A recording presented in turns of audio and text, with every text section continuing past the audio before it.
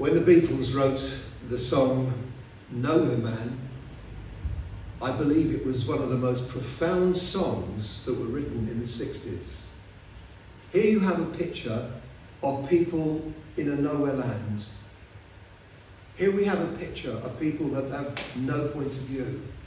Here we have a picture of people who do not know where they're going to, that have no idea why they are here on earth.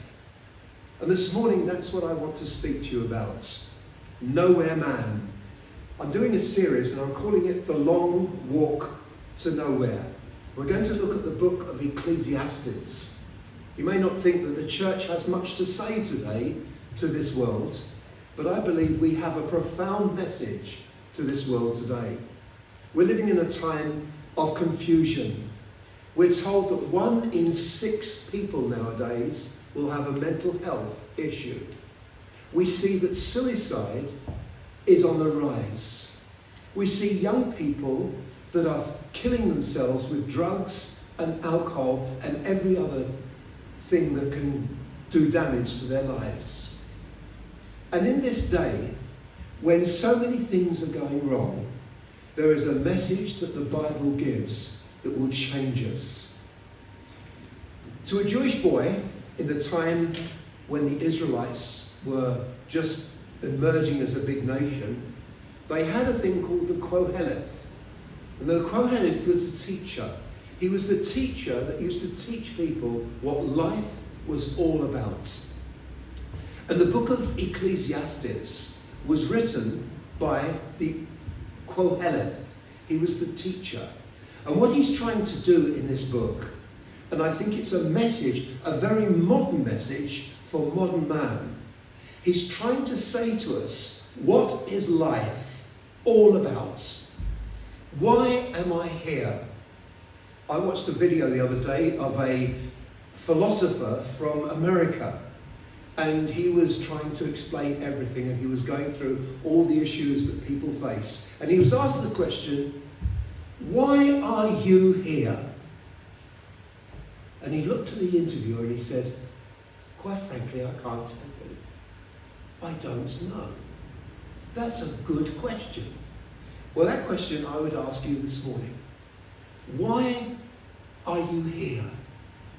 Why are you here? And that's the question that I want to answer over 5 talks. And this raises a question. I'm going to ask you 3 basic questions this morning. What is your purpose in life? And this is what the Koheleth says. He says, what does man gain from all the labours which he toils under the sun? People fall into 2 categories. Either they look at life and they say that's what life's all about, or they just choose to meander through life until they come to the end of life. I would say that you need to think this morning of why you are here. The Koheleth looks at it this way. He said some people look at life under the sun. He says these, meaningless, meaningless, utterly meaningless, says the teacher. What does a man gain from all the labours that he does under the sun?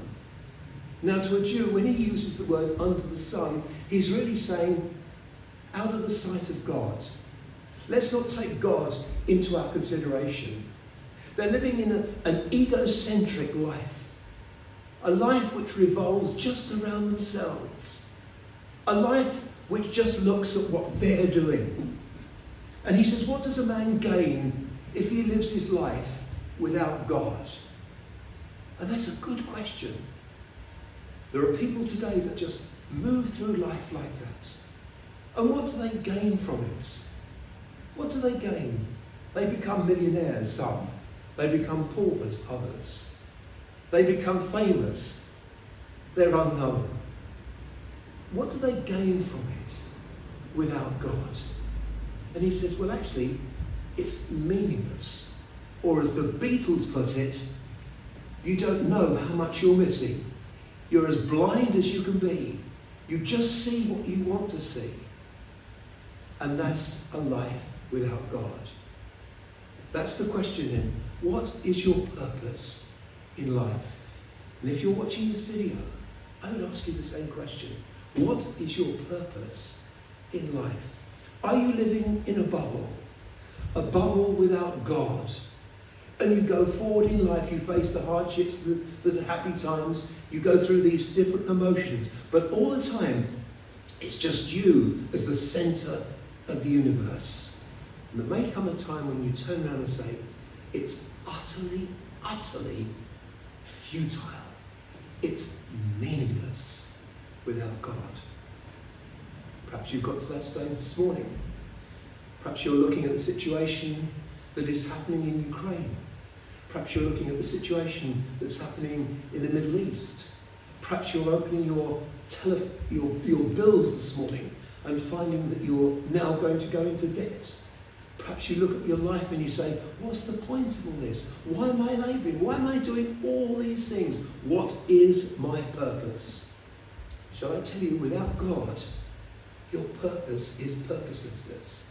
You could say meaningless, utterly meaningless is that. So that's the first question. What is your purpose in life today? Are you living under the sun? Are you living without God? Are you going through life without any concept of a God who loves you? Without any concept of a God who can touch your heart? Is that how you are? The quote goes on. And he said, if you live a life of meaninglessness, the second question comes out. What's the point of your life? What is the point? You'll go from now and you'll end your life somewhere between now and whatever, 100 and whatever it is, what the old age is. But you know that eventually you're going to face death and your life is going to be ended. What's your point of being here? What's your purpose, we say first of all, but now what's your point of life? Here's what the quote says. Generations come, generations go. They all toil, they all do these things, but eventually you're just forgotten. You're just forgotten. If you look at your life and you look back 2 or 3 generations, can you remember your great-great-grandfather? He's gone. The mark that he made on this world is no longer. People come, people go. What's the point if all you're going to end is to be born, then go back to dust? That's what the Kohelet says. He says you get up there and your point, you go into the world. You go on these trips on cruises. It makes me laugh. They have an advert on television for cruise ships, don't they? And the man says, what is life all about? You know, you need to explore, you need to... That's what they're doing. They're seeing the seas. They're seeing the rivers flowing into the seas that never fall. They're getting their eyes filled with all these wonderful things that they can see in the world. But in the end, it's pointless. People go on holidays, don't they? And they go on holiday. How did you holiday? Oh, it was wonderful. We saw the Leaning Tower of Pisa. Oh, yeah, very good. And then in 6 months' time, how are you? Oh, just about the same. It doesn't make any difference to them. The eyes see so many things, so many beauties that they are, but the pointless life says, in the end, there is nothing. It's meaningless. Utterly, utterly meaningless. What is the point of my life? He goes on and he says, look, as we look around the world, and you see all the streams flowing into the sea, you see the sun rising and the sun setting, sun rising and the sun setting. It's almost like a circle going over and over again, and you're just a little matchstick man in the middle of all this universe because you're living your life without God. You say, what's the point? What is the point of life? To the person without God, I would say it's pointless. It's endless. It's just not worth a light. You may say it's very depressing, but you know, a life without God is depressing. I couldn't live my life without God. I would find it absolutely meaningless to do that. So that's the second question I ask you this morning. What's your point in life? Which leads me to the final question. Is there an answer? Is there an answer? And to me, that's what the Kohelet says. you're in a situation this morning. You can live your life, and you're quite at liberty to live your life without God. You can meander through this world without God. But don't you want an answer? Are you just a human being? Are you just bones and sinews and blood and tissue? Is that all that is in you? Isn't there more in you? Isn't there something more in you? There is no remembrance of men of old, even those who are yet to come. We will not remember by those who follow. Let me tell you this, there is more to life than this.